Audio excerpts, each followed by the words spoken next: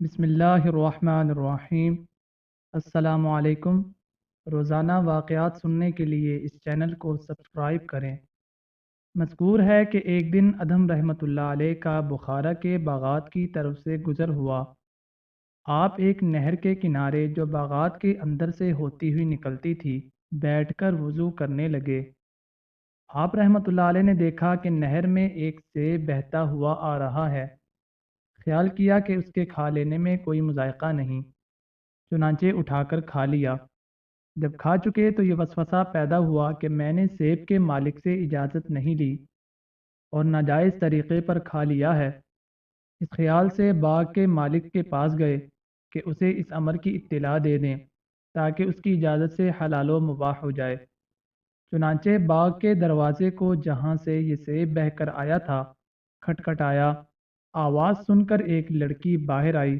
آپ نے اس سے کہا کہ میں باغ کے مالک سے ملنا چاہتا ہوں، اسے بھیج دو۔ اس نے عرض کیا کہ وہ عورت ہے۔ آپ نے فرمایا کہ اچھا اس سے پوچھ لو، میں خود حاضر ہو جاؤں۔ چنانچہ اجازت مل گئی اور آپ اس خاتون کے پاس تشریف لے گئے اور سارا واقعہ اس کو سنایا۔ خاتون نے جواب دیا کہ نصف باغ تو میرا ہے اور نصف سلطان کا ہے، اور وہ یہاں نہیں ہے، بلخ تشریف لے گئے ہیں، جو بخارا سے 10 دن کی مسافت پر ہے۔ اس نے اپنے سیب کا نصف حصہ تو آپ کو معاف کر دیا، اب باقی رہا دوسرا نصف، اسے معاف کرانے بلخ تشریف لے گئے۔ جب وہاں پہنچے تو بادشاہ کی سواری جلوس کے ساتھ جا رہی تھی۔ اس حالت میں آپ نے سارے واقعے کی بادشاہ کو خبر دی اور نصف سیب کی معافی کی طالب ہوئے۔ بادشاہ نے فرمایا اس وقت تو میں کچھ نہیں کہتا، کل میرے پاس تشریف لے آئیں۔ اس کی ایک حسین و جمیلہ لڑکی تھی اور بہت سے شہزادوں کی نسبت کے پیغام اس کے لیے آ چکے تھے، لیکن اس شہزادی کا باپ یعنی بادشاہ انکار کر دیا کرتا تھا، کیونکہ لڑکی عبادت اور نیکوکاروں کو بہت دوست رکھتی تھی۔ اس لیے اس کی خواہش تھی کہ دنیا کے کسی پرہیزگار زاہد سے اس کا نکاح ہو۔ جب بادشاہ محل میں واپس آیا تو اپنی لڑکی سے ادھم کا سارا واقعہ بیان کیا اور کہا کہ میں نے ایسا متورع پرہیزگار شخص کہیں نہیں دیکھا کہ صرف نصف سیب حلال کرنے کے لیے بخارا سے آیا ہے۔ جب اس لڑکی نے یہ کیفیت سنی تو نکاح منظور کر لیا۔ جب دوسرے دن ادھم بادشاہ کے پاس آئے تو اس نے ان سے کہا کہ جب تک میری لڑکی کے ساتھ نکاح نہ کریں گے آپ سے نصف سیب معاف نہیں کروں گا۔ ادھم نے کمال انکار کے بعد چاروں ناچار نکاح کرنا منظور کر لیا۔ چنانچہ بادشاہ نے لڑکی کا ادھم سے نکاح کر دیا۔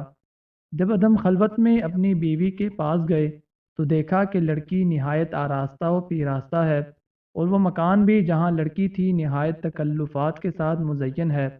ادھم ایک گوشے میں جا کر نماز میں مصروف ہو گئے، حتیٰ کہ اس حالت میں صبح ہو گئی اور متواتر 7 راتیں اسی طرح گزر گئیں، اور اب تک سلطان نے سیب کا نصف انہیں معاف نہ کیا تھا۔ اس لیے آپ نے بادشاہ کو یاد دہانی کے لیے کہلا بھیجا کہ اب وہ سیب معاف فرما دیجیے۔ بادشاہ نے جواب دیا کہ جب تک آپ کا میری لڑکی کے ساتھ اجتماع کا اتفاق نہ ہوگا میں معاف نہ کروں گا۔ آخر کار شب ہوئی اور ادھم اپنی بیوی کے ساتھ اجتماع پر مجبور ہوئے۔ آپ نے غسل کیا، نماز پڑھی اور چیخ مار کر مصلے پر سجدے میں گر پڑے۔ لوگوں نے دیکھا تو ادھم رحمۃ اللہ علیہ مردہ تھے۔ بعد ازاں لڑکی سے ابراہیم رحمۃ اللہ علیہ پیدا ہوئے۔